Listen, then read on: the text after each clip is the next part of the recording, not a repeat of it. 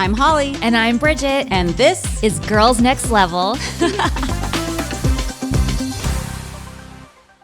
Welcome back to Girls Next Level, everybody. How is your week going, Bridget? It's going good. I don't think you can see it in my background, but I have my suitcase over here. I'm packing. I'm getting ready to go on a couple of vacations, like back to back. Mm-hmm. Well, one of them's a vacation. One of them's like a little work vacation type thing. But I'm excited. I love to travel no matter what. That's so cool. That's awesome. I went on a little reconnaissance mission yesterday. Oh, did you go to the Palms? I did, because as you guys know, we're like smack in the middle of talking about our season finale of season 2, where we go to the Palms for the Playboy Club opening. And as we were talking about it last week, I started thinking like, I know none of that stuff is there anymore, but I was wondering, like, I couldn't remember, like, what is where that little Playboy store used to be? Or I wonder if the stars are still out front of the Brendan Theater and stuff like that. So I decided I was going to go look. So I had answers. And you know what happened to me is like, you know, stuff that's embarrassing for no reason. Yes. Like, for example, parallel parking. Everybody has to do it, but I don't know about you guys out there, but like when I'm parallel parking, I would prefer if people just avert their gaze because it's like an embarrassing thing to do. Or like when you're ready to get in an elevator and the door opens and all these people are ready to come out and you kind of do that weird back and forth dance. Like people don't know which direction to go. And it's just like so embarrassing. So I had this moment where I was like, okay, I'm just going to pop by the Palms real quick. I'm going to walk by the Brendan Theater, see if the star is there. I'm going to walk by where the store used to be. But I was so overcome with like embarrassment for no reason that I couldn't do it. And anytime I feel weird about anything, I overanalyze it. And I'm like, why do I feel this way? And I don't know why it was so embarrassing. I don't know if I was scared of like getting recognized and having people think I was doing something weird. I don't know what it was, but I couldn't bring myself to do it. And luckily I got a couple friends to go with me. We decided to like have lunch there and then go look at those things. So luckily I had some companions. So I felt a little more brave. Yeah. So we went to lunch at Palms Place, which is like the third tower. Mm-hmm. And there's a restaurant there. It used to be called Simon. And when I first moved to Vegas, that was like the place to go to brunch. It was like the cool brunch. And I went there and it's called something else now. It's called Laguna. So I went there and I posted about it because yesterday there was kind of like a storm. It was like monsoon season was coming early or something. And there's a pool out next to the restaurant where like all the walls are glass. And that pool was always a wind tunnel. Like we would sit there for brunch and there'd be people outside that clearly came from somewhere cold because they're like determined to have their pool day. Like it's blowing wind and it's freezing and they're out there like pinning down their towels, like just determined to have their pool day. So it was a wind tunnel and I posted a picture of it just because it was like water from the pool was splashing everywhere. And I had like several friends DM me like, are you at Simon right now? Why are you at Simon? Blast from the past. So going back there is like going back to like multiple layers of my life, like different eras. So we ate there and then we walked. Can I interrupt real quick? Isn't that pool also where we did Hef's birthday that one year? Yes, 100%. I can't wait when they get there to talk about that because that was when we first met Crystal and like the twins were there. And a picture of it exists online. But oddly enough, like me, you, and Kendra are the ones standing next to Hef, and Crystal and the twins are kind of bumped to the side. And I remember taking that picture and Elaine was like, oh, stand next to Hef, stand next to Hef. And it's that same thing where Hef always like ogles the ex-girlfriends and the ex-girlfriends get priority. So like you're there as the current girlfriend, like putting in the time and you're chopped liver to the side. Yeah. So it was like happening with us even after we left. But anyway, so we went to go look at some other things. We took this thing. There's this thing connecting the Palms Place to like the regular Palms. It's called the Sky Tube. It's like this like moving walkway thing. Yeah. And I took that and the walls are just blank there now, but I was kind of bummed because the walls used to, when they made that, they had all these pictures of like different events, like throughout Palms history, like all like the biggest concerts and all the things that happened. And there used to be like this really big picture of me in the bunny costume from that fashion show from season 1. And I love that photo. And I'm kind of bummed that that's not there anymore because I don't know if I ever took a picture with it because I used to think it was so cool. Yeah. So anyway, that's not there. And then I went over to Brendan Theaters and The floor now is completely replaced. Like the stars aren't there anymore. It's this weird floor that looks like a bowling ball. And then my friend Tanya went and asked one of the ladies working at the theater, like, what happened to all the stars? Where are they? And I'm like hiding around a corner because I don't want to be seen asking about the stars for some reason, which is so dumb because I'm also telling all of you guys, those that are searching for the stars, but embarrassing for no reason. Yeah. And the lady said the guy who owns the theater still has all the stars like upstairs in his office, but they're not like in the floor anymore. Oh, I thought for sure those would still be there.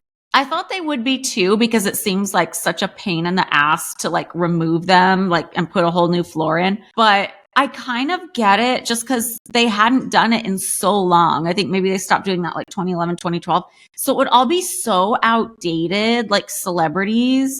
It would look oddly time capsule. But still, like, sometimes I don't like it. Like, I get wanting to rebrand and update, but there's certain things I don't like when they don't, like, keep some of the history. Like, they just closed the Mirage in Vegas, and I'm kind of bummed about it because they got rid of, like, the volcano and all the good stuff. And I don't understand how they get rid of everything. Like, I get it. You want to bring in the new stuff. You want to rebrand. But, like, do you have to really purge every fucking thing? Like, are you that hateful? Like, they used to have this big, I don't know if you ever saw it. It was kind of creepy, but it was this giant statue of like Siegfried and Roy's heads. And it was outside the Mirage, like on Las Vegas Boulevard. Like, you don't really see it or notice it unless you're like walking down the strip, and it's kind of like off the sidewalk, like tucked into the bushes. So it's kind of like creepy and weird. Yeah. But they even got rid of that. I'm like, you can't keep anything at that property that like references the history at all. Like, that's such a turn off to me. Like, even though they're both dead, I'm like annoyed on behalf of both Siegfried and Roy. Thank you very much. And there was something, I don't know, like, you know, I love quirky shit. And there was something about that statue that was like kind of quirky, like kind of a nod to the history, kind of borderline creepy, because it's like you're just not expecting to see these two giant heads when you're walking by. So I don't know. It's annoying to me when people get rid of everything. But anyway, on to the next thing. So I went down to the hall by the elevators to see what's now in place where the Playboy store used to be. And I thought it would just be like a regular gift shop, but it's not. Like, there's no stores. Like, they moved the store to like the opposite side of the hallway, and it's just like a regular wall. And then there's like an entryway that goes to like this lounge. How weird. Yeah, it's odd. So there is literally nothing left except for like the Hugh Hefner Way sign, which is random. Well, that's interesting. Did anybody recognize you? No, I was so incognito. Wearing like a brunette wig and a hoodie and glasses. Yeah, again, it's like embarrassing for no reason, because it's not like I get recognized wherever I go or anything like that at all. So there's literally like no reason for it to be embarrassing, but it's just like one of those things that's embarrassing for no reason. Do you have anything that's embarrassing for no reason, just in general?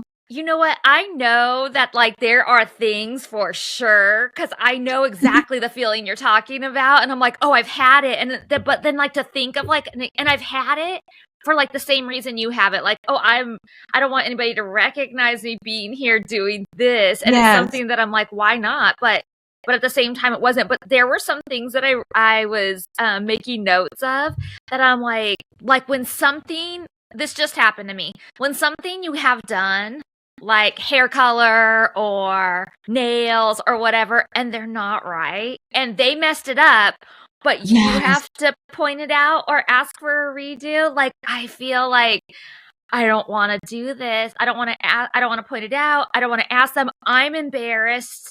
I'm kind of embarrassed for them, but I'm also embarrassed for me that I have to even ask this. And it's not my fault. Like, it was wrong. I totally know what you mean. Have you ever heard the term people pleaser tattoo? No. I just learned that recently on TikTok. There's a tattoo artist that was like making some joke about, oh, when I see a people pleaser tattoo, and I'm like, what is that? So I like looked at the search, and I guess a people pleaser tattoo is like when somebody's getting a tattoo, but they're too shy to like speak up and say that they don't like the artwork or that they don't like how it's going. So they just kind of sit there and let it finish out, which seems so extreme. Like, why would you do that with a tattoo? But also, I get it. Yeah, I get it. But I think, I do speak out. That's how I know I'm embarrassed about it, because I'm like, this isn't quite right. Like, I think can we like shorten these or not make them Yeah. so sharp or, whatever the thing is. But like, I definitely feel it. And I'm just like, why do I have to say something now? I know. It's such a weird phenomenon, like embarrassing for no reason. Another one, though, that happens to me almost on a daily basis is the dance you do with people. Like, you're trying to be polite and move out of their way, and they move out of your way, and you go both move the same way, then you do it again and stuff. And I Yes. recently read, and Nick and I have differing views on this, but I recently read a thing that said to avoid that, don't make eye contact with anybody. When you're walking in, like, say, the grocery store, and you see that somebody's coming towards you, and this could be a potential dance thing, look straight to where you're going. Don't look at the person, and they will, without even realizing it, move out of your way for you because they can see where you're looking, where you're going. So they know which way to move to get out of your way. Oh, so you just have to be the bulldozer. Kind of. And I told Nick that, and he's like, well, that's just rude. But I've tried it, and it works. Yeah. It works. Now if we you know. just don't look at them and you just like are focused on where you're going, they move. Worst case scenario, though, is if the other person isn't looking and then it's like a head-on collision. That's true. Hopefully out of your peripheral, you'll notice that that's coming on and you can make a last-ditch move, but... Yeah. So should we get into the episode? Yep. I don't know about you guys, but to me, scents are one of the most powerful senses that we have. Like one whiff of something and it can totally transport me back to a different time in my life. Like sometimes I'll get a smell that takes me back to the beach during my favorite vacation. Smells are just very powerful. And then when you find a product that brings you back, like just transports you back to that sunny summer day, it's incredible. And that's what I get from Osea's Undaria Algae Body Oil. It smells like summer, bottled with all natural, uplifting notes of mango, mandarin, grapefruit, lime, and cypress. But it's not just about the elevated scent. This body oil is clinically proven to instantly improve skin elasticity and deeply moisturize, leaving skin silky and soft. It delivers that coveted post-vacation glow like you just returned from a tropical getaway. And right now, you can get 10% off your first order with our code NEXTLEVEL at OseaMalibu.com. Ever since I started using the Undaria Algae Body Oil, I have noticed a significant difference in my legs. Like, I feel like the skin has been tightening. And you guys know that I have been complaining about that. Like, I needed a new good moisturizer because my old one, they don't make it anymore. And I wanted my legs to be tightened. And I feel like I'm getting both of those things with this. And at first I thought it was just me, but I asked Nick and he notices it too. My legs feel sculpted and glowing afterwards, and it's given me the confidence to walk around in my little short shorts around the house. I love it too. Osea just feels so much more luxurious than what I was using before. Get healthy, glowing skin for summer with clean, vegan skin and body care from Osea. Get 10% off your first order site-wide with code NEXTLEVEL at OseaMalibu.com. You'll get free samples with every order and free shipping on orders over $60. Head to OseaMalibu.com and use code NEXTLEVEL for 10% off. Welcome back to Girls Next Level, everybody. We are back with our season 2 finale. I cannot believe it's the finale. I know, it's crazy. I feel like it's just gone by like in a blip. I know, it's been such a busy year. Season 2 finale. And I know we already mentioned this too, but I feel like it's been such a kind of a low-key finale. Yes, I just can't get over it. Like we talked about it last week, but it's like, this is supposed to be the Playboy Club opening. It's really kind of crazy. And I know we said it last week, but everything was there for it to be amazing. Mm-hmm. And it's not like we didn't have a good time. There's I don't have any bad feelings about this, but the energy just is not there on camera. It's not there. And I just have to believe that part of it is because I was disappointed with what we had planned. I wanted us to be part of it more. I wanted us to stay another night because when I was making notes for this, I was referring back to the schedule you have again. And I was editing where you say that we had to get on a plane at 2 a.m. on the second day and fly home. You have to haul ass and schlep all the way home on a night when all of us want to be there partying, enjoying this occasion. Well, not only that, but we have to pack up all our stuff. Like, they want all of our stuff to be out and ready to be put on the plane by 8 p.m. So we're not leaving till 2 a.m. But all our stuff, and so you have to like kind of like figure out that too. Okay, so what am I going to need for the rest of the night here at the hotel that I can carry myself, and what am I going to want to change into and have that ready? And it's a real fucking buzzkill. Mm-hmm. So the next scene we start off with is we're doing a signing outside the Playboy store, and I'm so confused with the schedule. I have to ask you again, what day did we do this? Was it the day we arrived or our second day? So I have the schedule here. So not the day we arrived. The day we arrived, we just do the tour, and then we do the lighting and the party.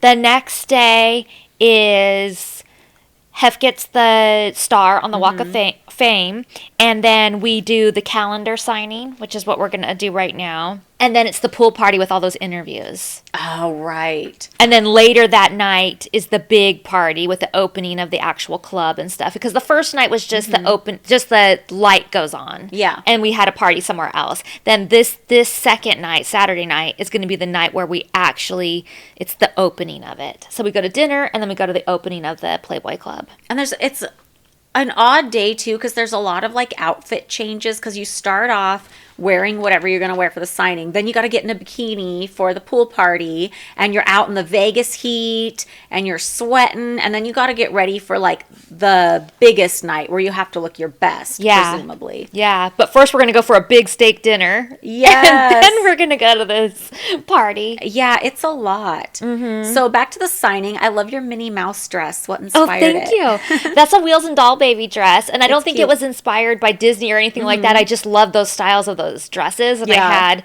I think, all of them that they had. It's a perfect Disneyland outfit. It really is. I am wearing a boring black satin outfit. It's just like a satin black BB shirt and a satin black just Cavalli skirt. I kind of wore something in homage to that today if you're watching the video. And this top is a Quince top, which is an advertiser. And probably not on this episode, but other episodes where we've had the Quince ads, I always talk about this top and stuff. So I'm wearing it. And did you see that line of people waiting for us? That's insane to me. And we say in commentary that people started lining up at 9 a.m. Yeah. And that's just crazy. Yeah, because what time is the signing at? The signing isn't until 1. That's crazy. And I see people holding our September issue of that year and the calendars for us to sign. And I assume they must have been selling back stock of that issue at the Playboy store, because that issue would have been off newsstands by the time we're doing the signing. Oh, really? Yeah, because it was a September issue, and the issues always come out like almost a month before. Oh, yeah, so it would have come out in August. Mm-hmm. Right, because I just posted on our Patreon the photos from that party, too. I think it was like August 26th or something like that. We had the party anyway. Mm-hmm. So they must have been selling extras at the Playboy store. Yeah. Or people just brought their copies. Should we talk about our calendar, since people are holding the calendar? Yeah. And we didn't really talk about it too much, because this was our first calendar we did, and we shot it in March of 2006, so right before we started filming season 2, and it felt like such a big deal for us to be able to do a calendar. I was excited. Yeah, because in the Playboy world, they would come out with like 1 or 2 calendars a year, and like each Playmate would get a month or something. And it's so funny because the budget of the calendar was only so much, so we couldn't shoot a whole calendar. We could only shoot like 9 of the months, and that seems so weird to me that we couldn't stretch the budget to make it cover all 12 months. And how do you feel about the photos of the calendar? Okay, so the first one, that was from our magazine. Yeah, it's a clothed photo of the 3 of us standing with Hef in front of the limo. Yeah, so I just feel like that's boring and just a reuse. Yeah. Because they have that in the magazine. May is us out by the pool, and it's kind of like lightly Cinco de Mayo themed, but not too heavy. And then July is 4th of July, and I think that picture is so fucking I love cute. that picture. So fucking cute. Yeah, and then the other photos, like I have my individual one from my actual the pictorial that we did, and they use one of Kendra's, but mine that I shot on the stairway, no non-nude ones exist, because the calendar's not nude. So your outtake, you're like laying on the bed, so you can't really see any nudity. Kendra has a crop top on, so you can't see any nudity. So I had to like shoot something extra. So it was like the same day we shot our cover, I just shot a really quick photo with one of the birds by the pool. And I remember the day we shot our cover and that photo, I used to be allergic to the hair dye I used. So is that what it was? Yes. Oh my God. You're a trooper for this. Like, I always think about, well, not always, but I think about this a lot. So we had this day scheduled where we were supposed to shoot our cover. And like, this is a big chance for us and it costs money to book Arnie or whatever. So I usually get my hair done at the salon, but I would use this dye when I was desperate and needed to like touch up my roots at the last minute. And it was called Ultra Blue. Clairol used to make it, and it would just bleach the fuck out of your hair, bleach it white. But I was allergic to something in it, so sometimes I would use it and it would cause like my scalp to swell, and then the swelling would like slowly move down my face. So like one of my eyes was almost swollen shut that Yes, day. I remember. And I was like, we have to cancel. And you're like, no, I'm going to do it. And I was like, how are you going to shoot like that? And I don't even know how I did it. Like I took a bunch of Benadryl, and by the time we shot the cover, I was kind of okay. But in this picture with the bird, like they're kind of shooting one side of my face. So like if you look carefully, you can see that my other eye's almost swollen shut, but you don't really see it unless you're looking for it. I remember thinking, and still to this day, I think, oh my God, Holly is such a trooper, because I think I would have lost my shit and been like, there's no way I can take photos like this. Yeah. Like, we have to, I'm sorry, but we have to cancel everything and reschedule it. I don't know that I could have done it. I just feel like that's kind of how I had to be at the mansion. I feel like it was so rare we were given opportunities, and I didn't want it hung over my head like, oh, well, last time you girls shot a calendar, we had a whole day booked and lost all this money because, you know. Yeah. One of my favorite things, though, was the cemetery scene that I do. It's a fake scene in the studio. They actually did this whole cemetery, like creepy cemetery, and I am like a ghost. I have like a corset and like blowing like little, I don't even know what it is, like tail kind of. Yeah. It's not a tail, but like a cape. Thing. And I have all the Polaroids from that and stuff, and it's just so cool. Yeah. I said it to my mom. I was like, I don't know what's going on here. Why are you naked in a cemetery? That's so funny. And then the final photo. Dun, dun, dun. I don't know who picked this. I do. Who? It had to be Hef. He loves that stupid picture. We hate this picture so much, and he used it for everything. For Christmas cards, for our calendar. We call it the drowned rat photo. It's terrible. Because it looks like I don't think we had just got out of the pool or anything, but like our hair kind of looks like not really done. And we're all wearing these silk robes, and it just looks, they were just photos we had Elaine shoot at the bunny house, but it wasn't like hair and makeup or anything. No. And for some reason, we just look like drowned rats in this photo. So we call it the drowned rat, and we hate it. We hate it, and here it is again. Like, it's cute to, like, give us a gift, like, frame photo, but for the calendar, nah. Yeah. Typical children's vitamins are basically candy in disguise, filled with 2 teaspoons of sugar, unhealthy chemicals, and other gummy junk growing kids should never eat. That's why Hiya was created, the pediatrician-approved super-powered chewable vitamin. While most children's vitamins are filled with 5 grams of sugar and can contribute to a variety of health issues, Hiya is made with 0 sugar and 0 gummy junk, yet it tastes great and is perfect for picky eaters. Hiya fills in the most common gaps in modern children's diets to provide the full-body nourishment our kids need with a yummy taste they love. Formulated with the help of nutritional experts, Hiya is pressed with a blend of 12 organic fruits and veggies, then supercharged with 15 essential vitamins and minerals, including vitamins D, B12, C, zinc, folate, and many others to help support immunity, energy, brain function, mood, concentration, teeth, bones, and more. I am so excited about Hiya because let me tell you, it's such a relief to finally have a vitamin that my kids actually like taking. They taste good. The first order came with stickers, and they had fun decorating the bottle with that. And I also recommend checking out their new Kids Probiotic and Nighttime Essentials. Hiya is designed for kids 2 and up and sent straight to your door so parents have one less thing to worry about. We worked out a special deal with Hiya for their best-selling children's vitamin. Receive 50% off your first order. To claim this deal, you must go to hiyahealth.com/nextlevel. This deal is not available on their regular website. Go to hiyahealth.com/nextlevel and get your kids the full body nourishment they need to grow into healthy adults.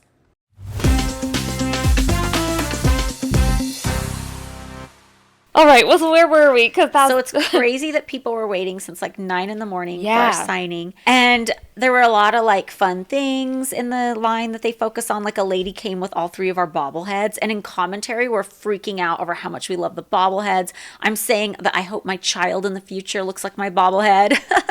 I do love the bobbleheads. I think they're so cute. And you know what's funny is Kevin hated the bobbleheads. Yeah. And I think he just hated them because he was such a merch guy and he wasn't allowed to be involved in any of our merch and he was bitter about it. But during Holly's World, he had somebody make me a bobblehead of me and he was just raving about how great it was and how good it was and how it was better than our Girls Next Door bobbleheads. And I didn't like it at all. I thought it looked so masculine. Oh, I remember you talking about it and showing it to me. Yeah, it was so weird. But I love our bobbleheads. I still love our bobbleheads. And in commentary, we're talking about how a girl had Hef sign her back, this giant signature, and she got it tattooed on her. Yes, I've seen that happen several times. I know other people that have done that too, but this was a huge signature, you guys. Huge. Like, huge. Wait, speaking of tattoos, do you remember one of the ex-Mean Girls got Hef's signature? Oh my God. Okay.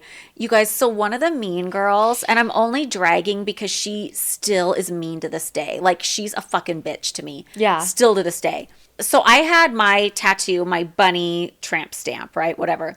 And this Mean Girl was somebody who was like part of the group and like Hef thought she was okay to come upstairs, which is like rude of him, but didn't really want her to move in. Yeah. But she kept trying to move in, kept trying to like pull all this stuff to like move in and like get on an allowance and stuff like that. And she wasn't even really friends with anybody. It was weird. And she would do all these things to try and like win Hef over. And she shows up one day with a tramp stamp, but it's Hef's signature. Yeah. And I know there's people out there who are going to be like, how is that more cringy than the bunny tattoo, Holly? But I think the bunny's at least cute. Well, a lot of people had the bunny. I mean, the bunny was a tanning sticker that everybody wanted. Like, the bunny was totally different. But to have somebody's name permanently put on you is a whole other thing. And I think it was just, like, I remember when she was showing that off, everybody just kind of like was silent, and even Hef didn't know what to say because I think he even felt weird about it because it was so obviously like, look how devoted I am to you, keep me on your roster manipulation type thing. Yeah. And everybody's just kind of like it was cringe. I did feel like this autograph signing, I know you said we didn't have like a lot to do and we don't have like really good big things to do except for maybe my extra thing, but I did feel like this autograph signing like really made us a part of it. Mm-hmm. And I remember feeling kind of emotional about it. Like, we are really like a part of this. We're part of this world. We are, in it.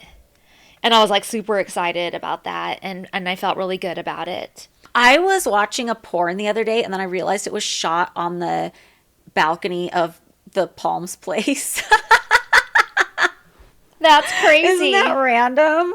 There's a guy who does porn and he does it right at the Q Apartments in Woodland Hills, like right in the Amazon Fresh part, like the apartments are in the Amazon Fresh, and like the Topanga Mall is right across the street, and you can see these things, and you see cars and things going by, and he does porn like with his windows wide open up in his hotel room. Why is that so weird? Because obviously, not hotel room, his apartment. Yeah, why is that so weird? Because obviously, like, porn happens and it has to be shot somewhere, but you always kind of picture it being shot out in like some studio in Van Nuys or Canoga Park or whatever, or in a nondescript bedroom. But something happens when you're like come across a porn and you know where it was shot, and you know the neighborhood, that it's just like, I don't know. And it's not like people just aren't having sex every day everywhere, but there's something about recognizing where a porn is shot that's like, I don't know, maybe it's my immature sense of humor. Something about it just sends me. I'm like, wait, so when I go to Amazon Fresh, like there's a guy like shooting porn right up the stairs? So after our signing, we go back into the room and we're changing for not what is in real life the next thing, but the next thing on this, which is like lighting the bunny thing. And we're changing and they show me changing in Hef's like closet area. And I have to say, it's so satisfying to see like all my matching Louis Vuitton luggage. Like, there is nothing that appeals to a Capricorn woman more than a matching set of brown classic Louis Vuitton luggage. It is so soothing to me. Aw. And I just love that shot. And then they show you changing in. But wait, before you move on from you, Yeah. you are clearly like went in the closet like to be private to change, and they catch you changing Yes, which is annoying. Like, and leave it in. Like it's Yeah. clear that you didn't want to have any boobs on camera, and they catch a little boob on there. yeah, which is annoying. Like, clearly I could have been more vigilant if I really didn't want that and like shut the fucking door. But you can always kind of tell on these things. You can tell we're getting a little careful, at least me and you, about our nudity in season 2.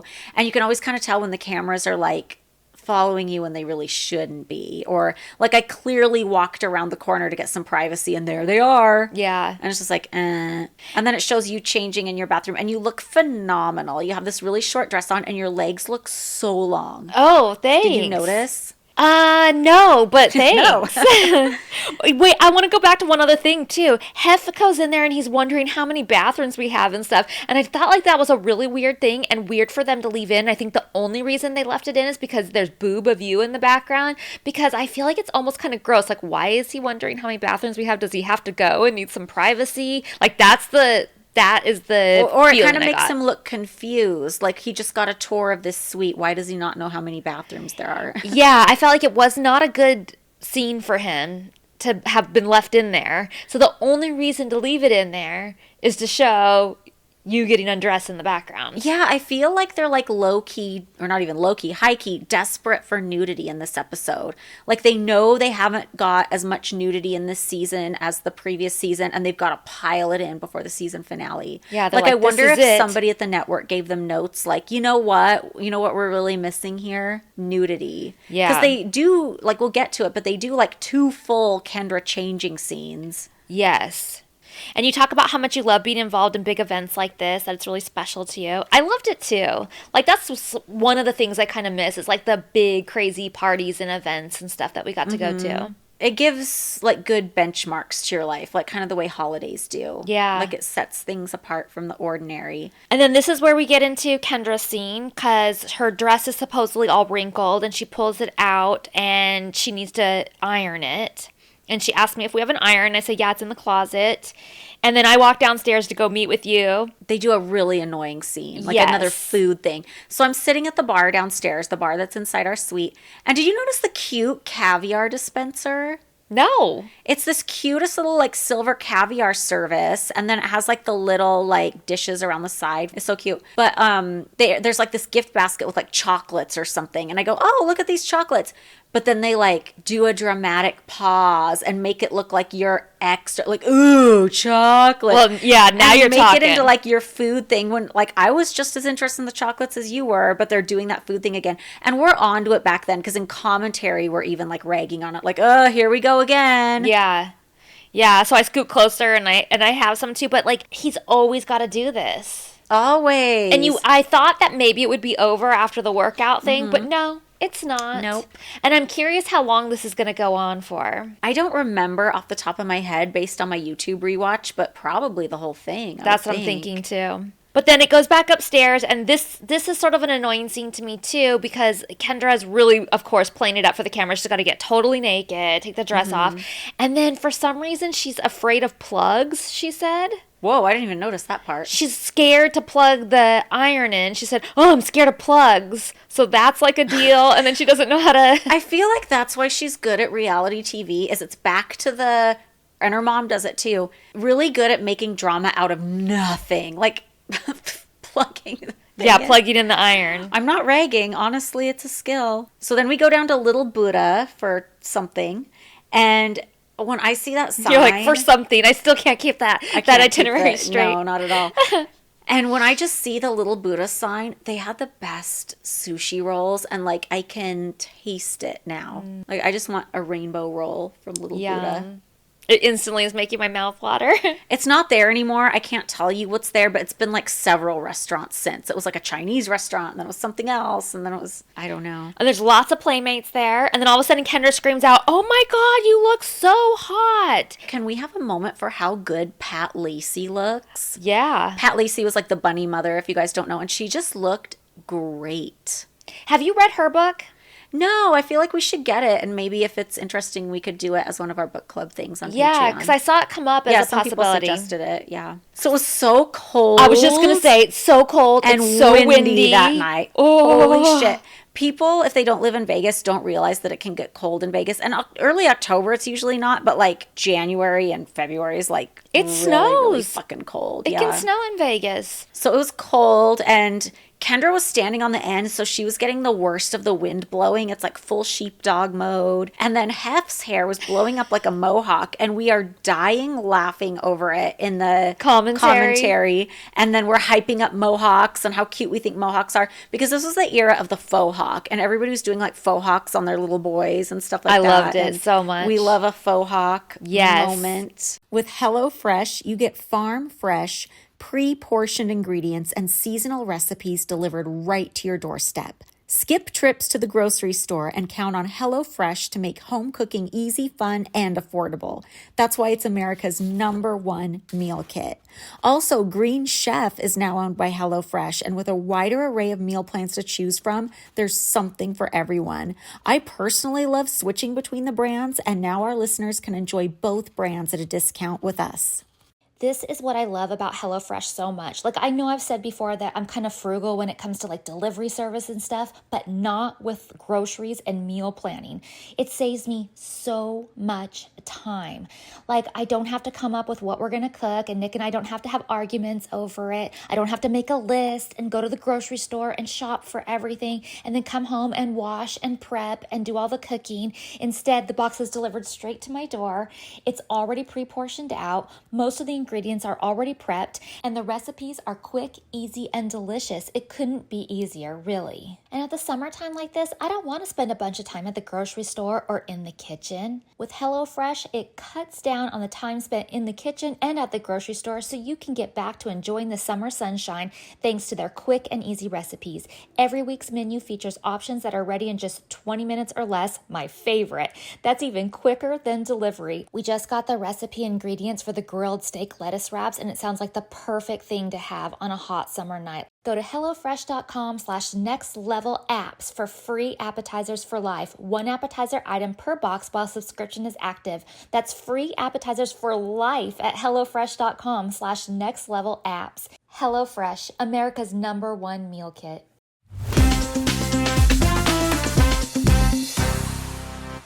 You know what? I saw somebody ask, and I forget where they asked this, but they said, what is this commentary you guys are always referring to? Oh, yeah. So I just want to clarify. I'm kind of late into the episode to do it, but like, if you late into our podcast. Yeah, late into the podcast altogether. If you guys have the DVDs, there's a section on there where you can go in and turn on commentary, which means it's us talking over the episode. Like, we, a year later, are rewatching the episodes and talking about kind of what we're doing now, like what really happened and how we felt about it and funny things and just talking over the episodes. But not as good as what we're doing now, because back then we still knew that Hef and Kevin and everybody were going to hear every word we said, so we had to be real careful. Yeah, we had to be careful, and we're all three in the same room, so we're all being careful for each other too.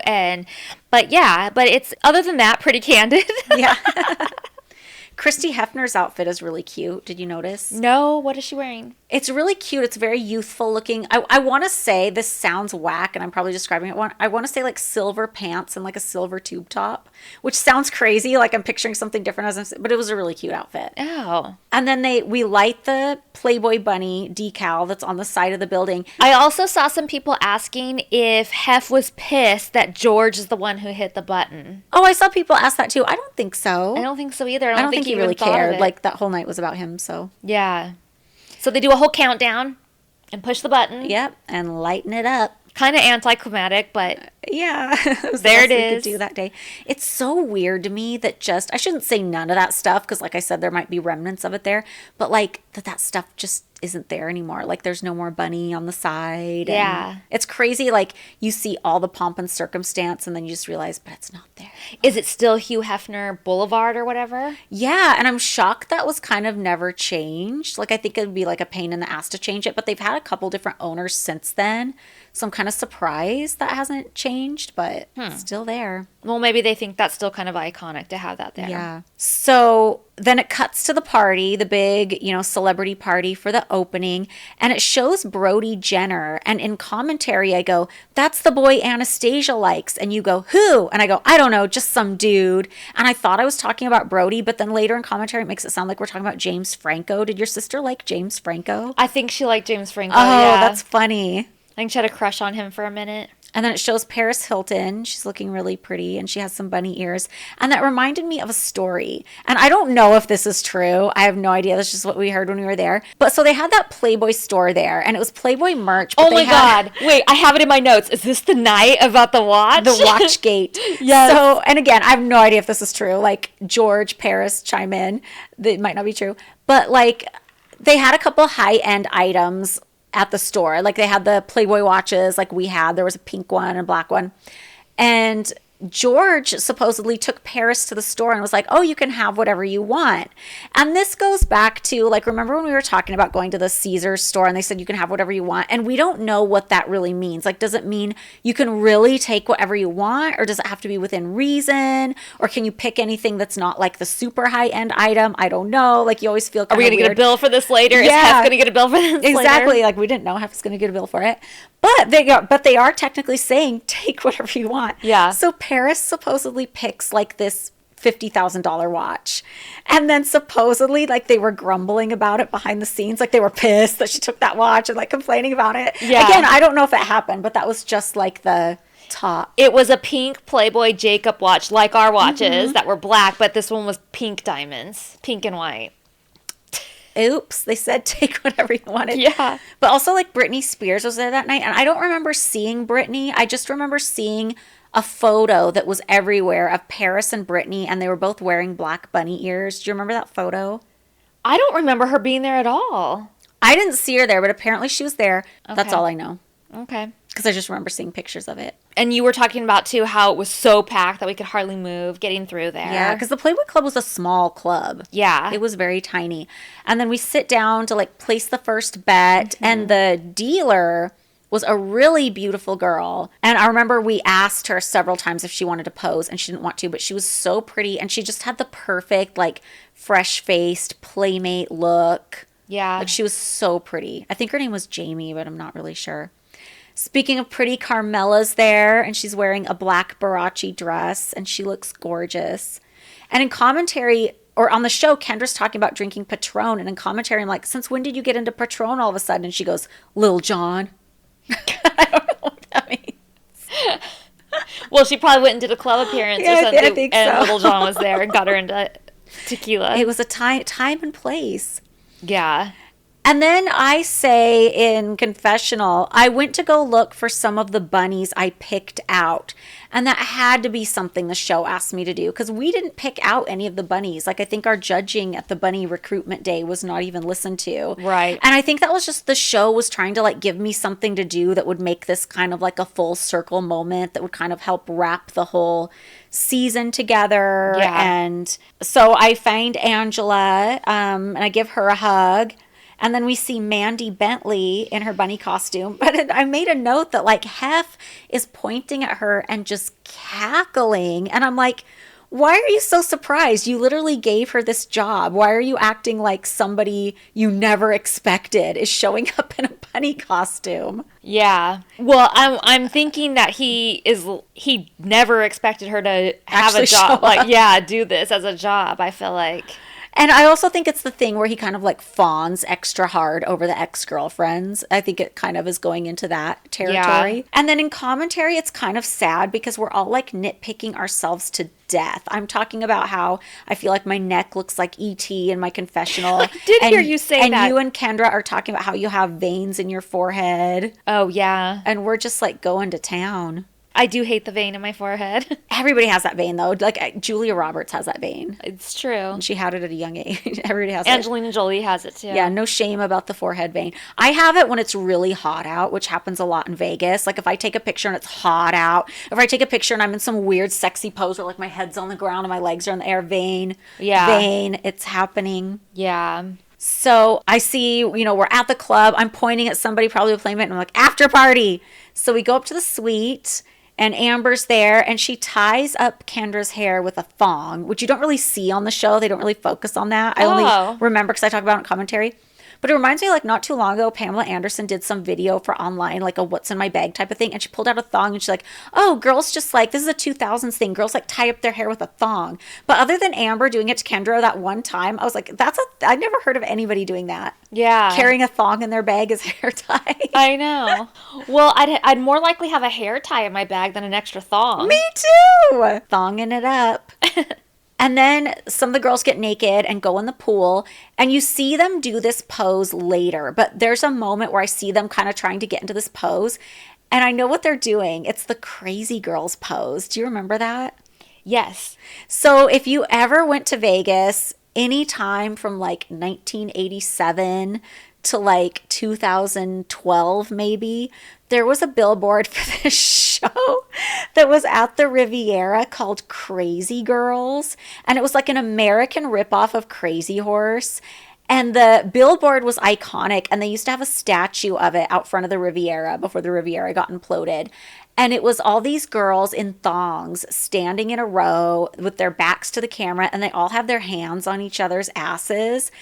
And I remember when I first started coming to Vegas in the early 2000s, that billboard was everywhere, but it was the most outdated photo in the world because the girls all had like big Motley Crue hair. Yeah. Like this photo was straight out of 1987. So it was always kind of one of those funny things to see, just like a typical like outdated Vegas thing. And we would kind of make fun of it a little bit. And that's why Kendra and Amber are doing that pose that you see later on. They're like, let's do the crazy girls pose. Let's do the crazy girls pose. But when I rewatched this, for my YouTube rewatch, I had the most humbling revelation. What? So I would go to Vegas in the 2000s, see this Crazy Girls billboard, and think, holy fuck, that's the most outdated thing I've ever seen. And then I realized the same amount of time that has passed between 1987 and the early 2000s is the same amount of time that has passed from us making fun of the Crazy Girls billboard to now. So like young people that are looking at Girls Next Door are seeing it with like the same eyes as like I saw the Motley Crue hair. Yeah. And that blew my mind. I can't. And Keith's girlfriend is actually hanging out. And Keith seems like he's in a really good mood. And everybody's just having so much fun. They kind of have cute. It shows Keith and Hef sitting on the couch and they're looking out the view. You can see, well, first of all, the pool is right there. So you see the girls being half naked, like playing around and stuff. But then you see the Vegas Strip and everything. And there you have like a cute little banter, like not a bad view. Yeah. Yeah, not bad. And then I find myself, I was supposedly giving a tour to somebody, I guess, and then nobody's behind me, and I'm all over the balcony, like, where'd everybody go? And Stephanie Heinrich comes out of nowhere naked, is like, Holly, we're all down here. Get your ass down here. And it's so funny. Yeah. And then you and I get in the pool in our dresses. I'm texting, and who am I texting? Ashley? Who would it be? It could only be Ashley, really. Because everybody's there. Yeah. Huh. I didn't notice that you were texting. Yeah, it's interesting. And then here we go. Here we go. You know what's coming. We're only 2 seasons deep, but we've done this like 4 times now. What? The season wrap-up lines. Oh, yeah. I feel like they were lacking this time. Well, they're lacking and they're anticlimactic because for the first 2 seasons, we never know if we're getting more episodes or whatever. So we've done it like 4 times. Like the first time we did it was like Midsummer Night's Dream season 1. And then we did it actual finale season 1. We've probably done it at some point in season 2 that we've just talked about. This is probably our 4th time doing it. So we're doing our cheesy season finale closeout lines. And it starts with me. I get 2 in actually because I do like a sum up at the end. Ooh. But I go, I don't mind sharing Hef with the world. I love what he does and I love him and I love being a part of it. Let me clarify though, like when I say I love what he does, that means like his work and like building this empire and all these fun events. I don't mean the womanizing. Right. I don't think anybody thought that, but I just want to make that clear. Yeah. And then you say... I say, this year I have done so much career-wise, and I'm really excited for what this next year has in store for me because I'm ready for it. I'm ready for the challenge, and I'm ready for the opportunities, and I'm ready to kick butt. Do you feel that's accurate? I don't feel like I thought that was going to be a wrap up, and I don't feel like that's where I thought it was going to go. I thought it was for something else entirely. They bamboozled you. It's a good line, though. It's not bad. Yeah. And then Kendra says, this weekend was off the chain. I'm so excited that my family got to join us. This whole year has been absolutely like a dream come true. I never thought in a million years that I'd ever be a part of all this. And then she goes, and I know they made her say this because they're doing that thing they do every time we have a season wrap up where it has to be Holly wants Hef to herself, but Kendra's digging her heels and she's never going to leave. She goes, Playboy is home. I can't even laugh because it's just so dumb because even at the time, like everybody knew Kendra was going to be the first one to leave. Yeah. She's like, Playboy is home and I'm never leaving. And I'm just like dying. And then they're still showing like all these voiceovers are over like the girls in the pool. And a couple of the girls in the pool are wearing black thongs, but from a distance, they just look like they have giant pubic hair muffs. Ew. Well, I know it cuts to a scene of you hugging Crystal, which I thought was cute. And then I cap it off by saying next year's going to be even better. And this is just the beginning of a beautiful lifetime. And then they pan out and they show like an aerial shot of the Palms Fantasy Tower. And it's supposed to feel like you're watching us in the pool, but it's actually stock footage. And you can tell it's not really us because the pool for the Hugh Hefner suite was the one that has the Playboy bunny in it. It's the one at the very top.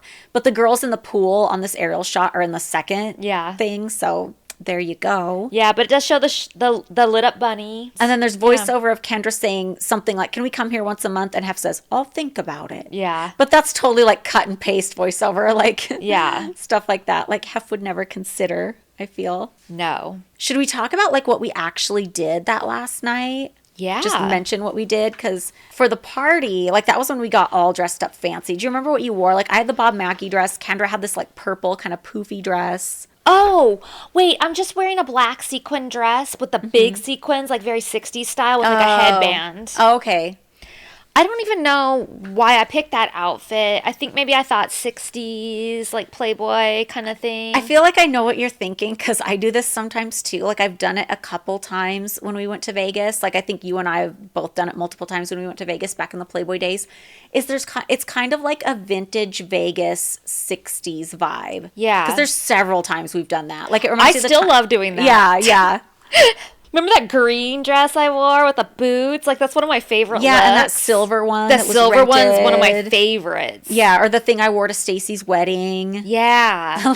Like, I know that's what you're thinking. Yeah, like I totally did that for the whole vintage vibe. Yeah. And that was the night we went and ate at one of the restaurants. I don't remember if it was Nove or Alizé or whatever it was.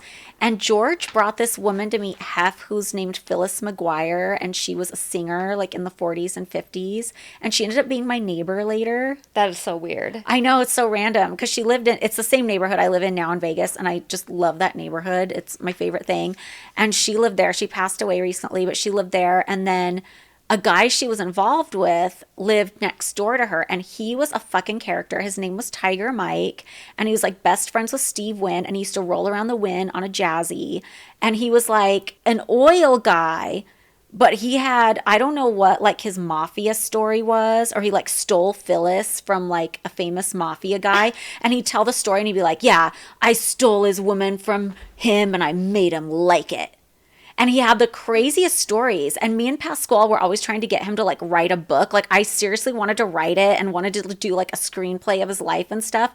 But anytime we'd sit down with him and try and get him to like spill a little bit more, he'd like all of a sudden start acting confused. I don't know if that's omerta or what that is, or maybe he was exaggerating and didn't really have all those stories. I don't know. Or maybe he was just, because I don't think he was like confused in his old age at all. Because this is the only time he'd kind of act like that. It was when I was really digging for dirt. And he's like, well, like all of a sudden things would get a little shady. God. But Phyllis had the most interesting house. It's still there. Somebody bought it, but it was the weirdest house. But in the atrium, when you walk in, like the main room, she has this giant Eiffel Tower. So it looks like the house is like built around the base of the Eiffel Tower. Okay. And then she had this room that was like all of her outfits on mannequins. And it was like all these gowns and all these crazy clothes. And she had like all this custom Chanel couture from like the last century. And it was just crazy. It was like a museum. And she had like a salon. It was like the craziest house. Sounds amazing. Yeah. And then Tiger Mike, the guy who lived next door who passed away, he willed his house to his Dalmatians. So now like his caretaker lives there with the Dalmatians. But I never see the Dalmatians. They're like never out for a walk. So I think someone needs to investigate. Not really. He has a huge backyard, so I'm sure they just take the dogs out there. But like I never see these Dalmatians that inherited a house. Insane. But you can see like one of the reasons I love this neighborhood is because I love quirky shit. And it's Right. just full of quirky shit. Like every house has a story. And yeah, They sound fascinating. I love it. I'm obsessed. No, but both those people sound fascinating. They are. And I'm really bummed that Tiger Mike didn't like sit for more interviews. Yeah. Well, the second day, talking about what we really did that day. So we talked about how we did the Brennan Theater. We talked about how we did the signing. Then we did the pool party with all the interviews. Then we did a thing with David Letterman. Not him himself, but his show came and filmed. And then we went to dinner at 9. Then we walked the red carpet for the actual opening. And then we go to and then we leave and go to La Femme.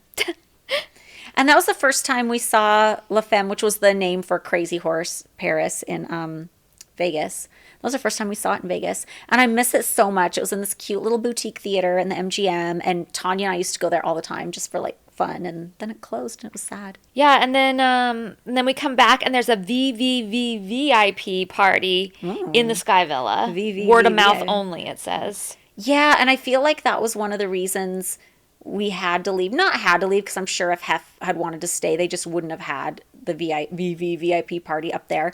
But that was how weird that day was, is we had to have our stuff out of there and packed. Like, it was not our suite anymore that second night. It was invaded, and it was packed. I'm getting flashbacks to it now. It was packed. Like, we didn't stay there very long. I think we walked in and walked right out. Yeah, we had to have our luggage out by 8 p.m., ready to go to the plane. So when we came back to that room, to the Sky Villa, it was just packed with all these people. And it feels weird because, like, when you said invasion, it really feels like that. Because you're like, wait, this is my room. This is my bed. That's my bathroom. Like, all my stuff was just sitting here. I mean, obviously, it's not anymore, but it does feel, like, weird. It was so packed. It was overwhelming. I'm just getting flashbacks and remember standing in that entryway where you see the elevator shaft and just, like, you couldn't move in there. Yeah. It was, like, shoulder to shoulder. Yeah. And then, 1:30 to 2 a.m., we depart and head for the airport. That was our trip to Vegas and my least favorite Vegas episode so far. I wonder how many more Vegas episodes we have in store for us. I know there's at least one more. I have no idea. There's the one, you know what recently closed in Vegas is the Beatles Love Show closed. Oh, really? Because the Mirage went away. Like, Hard Rock bought Mirage and they're totally changing it. And it's sad. Like, they're taking away the volcano. I don't like it. People are sad. Like, people I knew that grew up there are like, that was my childhood, was the Mirage. Yeah. It's so sad. So there's the episode, but I'm getting them all mixed up. Like, I don't know. There's the Pamela Anderson naked episode. Oh, yeah. So that's that's going to be Hef's birthday. Yeah. And then there's the episode. There's probably 2 more Vegas episodes because we have 2 more years of going to Vegas with Hef on his birthday. Yeah. And there's the one where we were feeling the love at love. I had that stupid cheesy line in that episode. And anytime I would drive by the Mirage, because they'd have that rap of love, that would play in my head and I'd cringe. We were definitely feeling the love at love. Barf! All right, best and worst? Oh, I forgot to write down what mine were. You go first. Oh, I'm actually ahead of it this time. you're Okay, ahead my of the curve. worst, we've talked about it to death already, but the overall vibe being so low-key and us really, really trying to make it something bigger. Like we said before, it wasn't so awful when we were there, but it definitely plays low energy on camera. Yes. That's my worst. My best is getting to do the interview for Extra. Oh, yeah. Like, that was super awesome. exciting for me, and it did evolve into me going and doing an actual, like, interview with them, like a job interview with them. Obviously, I didn't get it. But yeah, that was very exciting for me. Yeah. When I'm trying to think of best, and I'm not trying to like be negative Nancy here or anything and say the episode was awful, because it wasn't awful, but I'm having a hard time even thinking of anything that really pops out as best. I almost want to say, just because I got a kick out of it, is when the girls are in the pool and they're posing like the crazy girls. So stupid. But worst is just the feeling that this episode was a fail. Like, it was missing an element. It could have been something better. And it just, like, we didn't have enough to do. It even wasn't visual enough because I feel like my outfits weren't even good. You don't even get to see my good outfit. Yeah. I feel like we were cock-blocked in this episode. And when I say cock-blocked, it's because we weren't given anything cool to do. And I know, because I know I'm that pushy bitch. I know I was trying to get something going and we were just blocked at all turns. And like our good outfits weren't shown and we had to leave at 2 a.m. and get your stuff out of there. I feel like we were blocked from making this a truly good episode and we failed the fans. I wonder if Kevin or anybody at Prometheus would think that this episode was a fail or if they think that it was pulled off. That's a really good question. I think probably going into it, they probably weren't worried because I think just the momentousness of like, oh, well, the Playboy Club is opening. They're going to do this big lighting ceremony. Like, of course, you would think that that's going to be a great episode. Yeah. But I wonder if they thought that when they had the footage in the edit bay. I wonder if they were like, this wasn't as great. And I wonder if that's why they resorted to so much nudity and including so much nudity is they're just like, damn, nothing's really happening. I wonder. Yeah. And it makes me think, too, there's so many other things that, not for this episode, but like that could have been included in this season. Like our calendar shoot should have been like definitely part of the season that we filmed. I know it didn't time out that way, but I feel like they really missed that. They should have filmed that. I have a question for you because I just thought of this. So Girls Next Door is supposed to be through the eyes of the girls. It kind of was, but it's really through the eyes of Kevin, through the eyes of us. If you could have documented this Vegas trip from your eyes, would it have looked different in the final cut?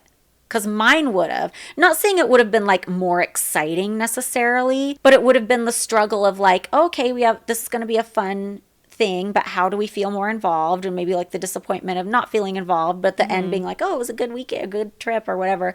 And then it would have been more about the second night and like the outfit and going to Crazy Horse. Like that would have been it through my eyes. Yeah, for sure. And you know what? They allowed them to film at Crazy Horse and they didn't use it. Yeah, they just didn't use any that final night. Like, why? This episode needed some spicing up. If you're allowed to film that, why wouldn't you use it?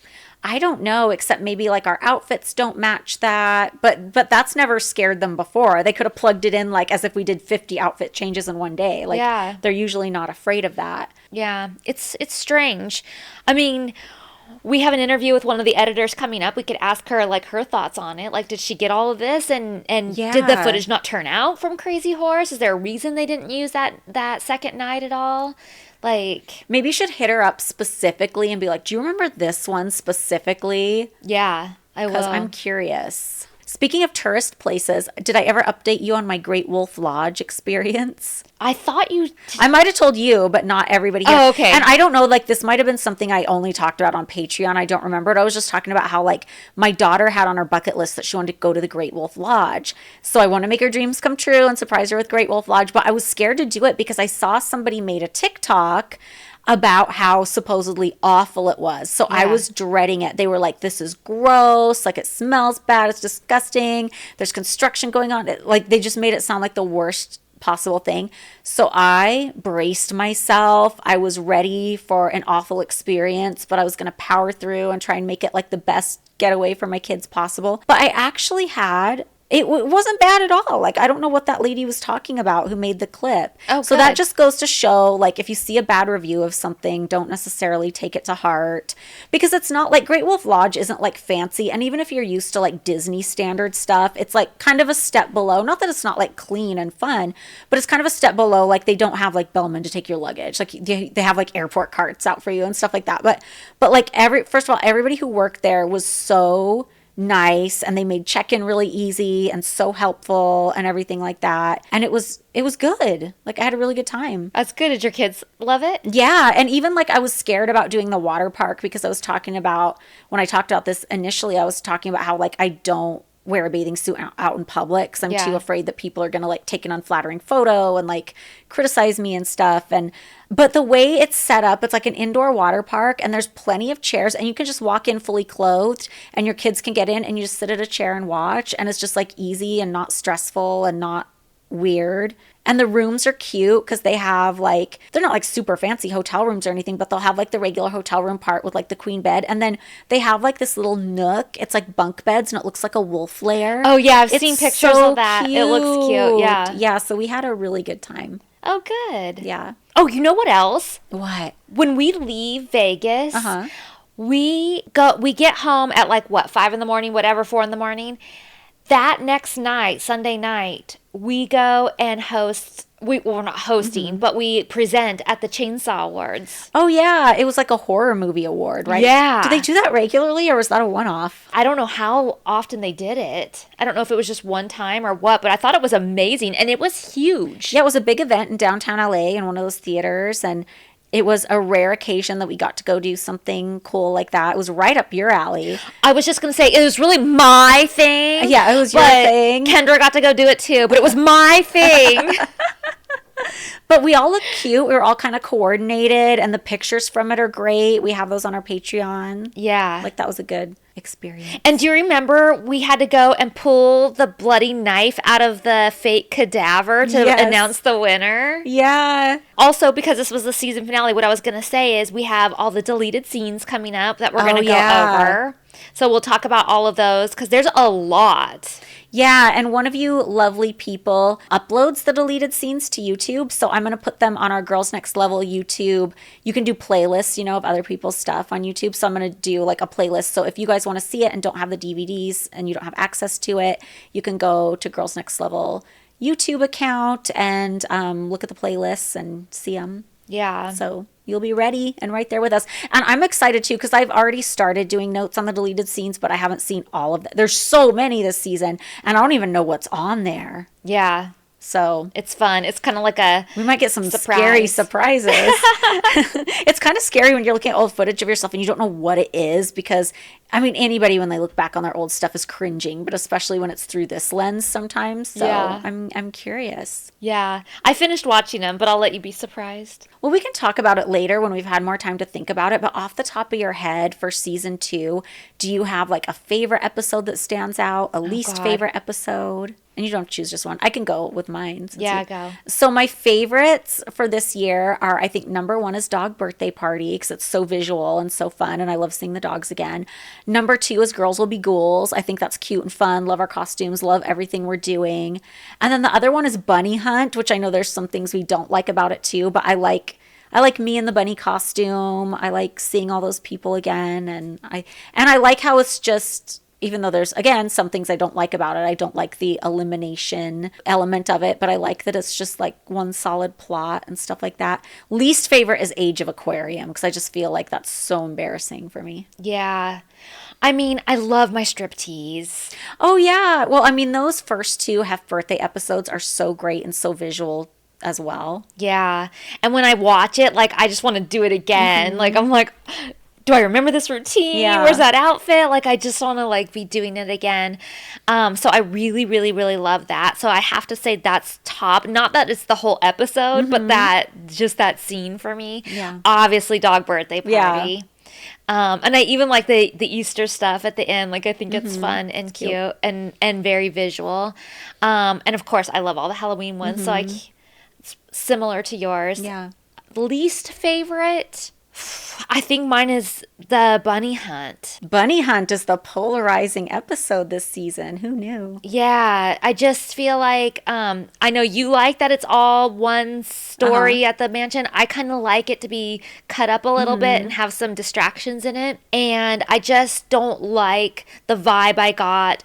And let me just clarify too, I didn't feel anything gross while we were doing it or even when we were rewatching it then. It's rewatching it now, looking back. I don't like the vibe I'm feeling of that we're being judged for judging. And I can't get past that, and it's really bothering me when I watch it. And then I don't like we're being judged for judging, and they're not even taking our judging seriously. Yeah, totally. So the whole thing just sort of bothers me. I can't wait because we're going to do an episode talking about Dallas Cowboy Cheerleaders documentary on our Patreon. And I can't wait to talk about that because that whole feeling of like judging and being judged of us in that episode, it reminds me of like, I don't know if you've seen any of like the discourse on TikTok, but people are so hard on those coaches. Like everybody hates the coaches. Oh. But I'm kind of like, well, that's their job. Not to say there aren't moments where it sucks because they'll cut in footage of an actual woman who tried out and then cut to the judge going, she really needs a makeover. Yeah. Like that stuff sucks. It sucks for anybody involved who has to watch it, and it's not very sensitive. But those judges are just doing their job and trying to narrow it down to the 36. But it reminds me of like the judging for being judged thing. Yeah, definitely. I'm excited about doing the Dallas Cowboy cheerleaders. Me too. So thank you for joining us. If you guys would like more content, check out our Patreon at patreon.com/girlsnextlevel. Check out our merch at girlsnextlevel.shop, and we will see you guys next week. Bye, guys. Bye. For more content, check out our Patreon at patreon.com/girlsnextlevel.